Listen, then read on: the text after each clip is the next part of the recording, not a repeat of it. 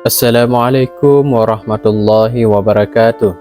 Sahabat beriman, Allah Subhanahu wa Ta'ala telah menciptakan jagat raya beserta makhluk-makhluknya dengan bentuk yang berbeda-beda. Semua makhluk yang diciptakan Allah Subhanahu wa Ta'ala diwajibkan untuk tunduk kepadanya dengan menjalankan semua perintah-perintahnya dan menjauhi segala larangan-larangannya.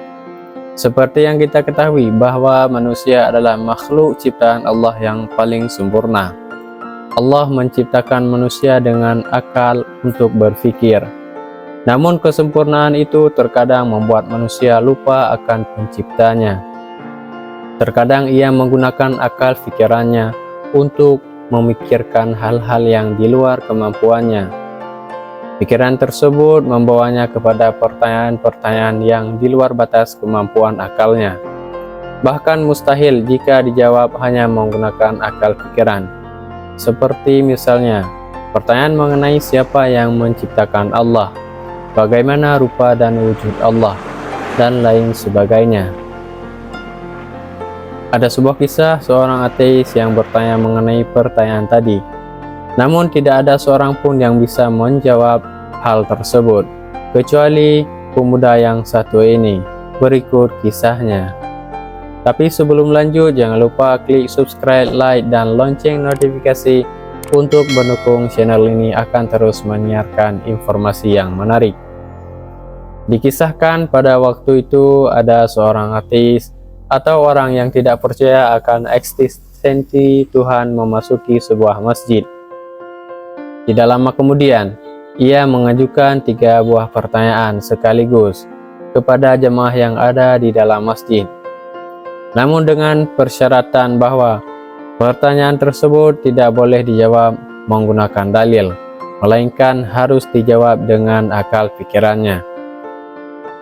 Pada dasarnya, memang orang ateis selalu mengukur segala sesuatu hanya menggunakan akal. Ia ingin ada bukti-bukti ilmiah yang nyata, yang bisa ditangkap oleh nalar manusia atau akal pikiran. Mereka juga beranggapan bahwa dalil-dalil hanya dipercaya oleh para pengikutnya saja. Oleh sebab itu, orang ateis tersebut memberikan syarat agar pertanyaannya tadi tidak boleh dijawab menggunakan sebuah dalil. Ia menantang jamaah yang ada di masjid untuk menjawab pertanyaannya berikut.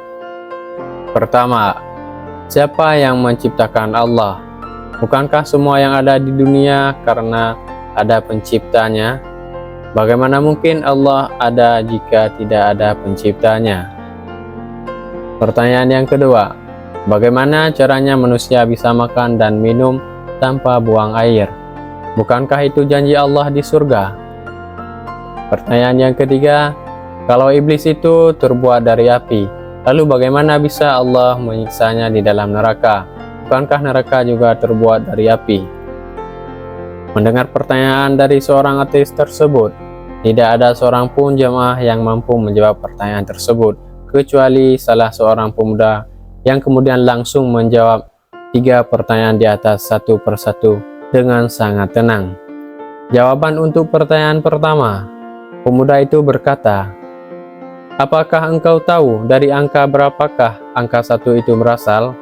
Sebagaimana yang kita tahu bahwa angka 2 adalah hasil dari 1 tambah 1, atau angka 4 yang berasal dari 2 tambah 2. Kamu tahu bahwa angka 1 itu adalah bilangan tunggal yang bisa menciptakan angka lain, akan tetapi dia tidak bisa tercipta dari angka apapun. Lalu apa yang membuatmu sulit untuk memahami bahwa Allah itu zat maha tunggal, yang maha mencipta, tapi tidak bisa diciptakan? Mendengar jawaban dari pemuda tersebut, orang ateis hanya terdiam, tidak berkutik tanpa memberikan komentar. Kemudian lanjut jawaban kedua. Pemuda tersebut bertanya kepada orang ateis, apakah ketika di dalam perut ibu kita dulu makan dan minum? Kalau memang kita makan dan minum, bagaimana kita tidak buang air di dalamnya? Lantas apa yang membuatmu sulit untuk percaya bahwa di surga kelak kita akan makan dan minum juga tanpa buang air? Lanjut ke pertanyaan ketiga. Momen ini seketika membuat orang ateis terkejut, sebab ketika menjawab pertanyaan ketiga ini, pemuda tersebut tiba-tiba menamparnya dengan sangat keras. Sudah jelas ia merasa kesakitan dan marah-marah kepada pemuda tersebut. Lalu pemuda tersebut berkata, "Tanganku ini terlapis kulit dan tercipta dari tanah. Begitu juga dengan pipimu, sama-sama terbuat dari kulit dan dari tanah. Lantas jika keduanya dari kulit dan tanah, bagaimana bisa engkau merasakan kesakitan ketika aku menamparmu? Bukankah keduanya juga tercipta dari bahan yang sama? Bagaimana iblis atau setan dari api di neraka?" Mendengar jawaban yang ketiga, ateis tersebut hanya bisa terdiam dan tertunduk tanpa bisa membantah apapun.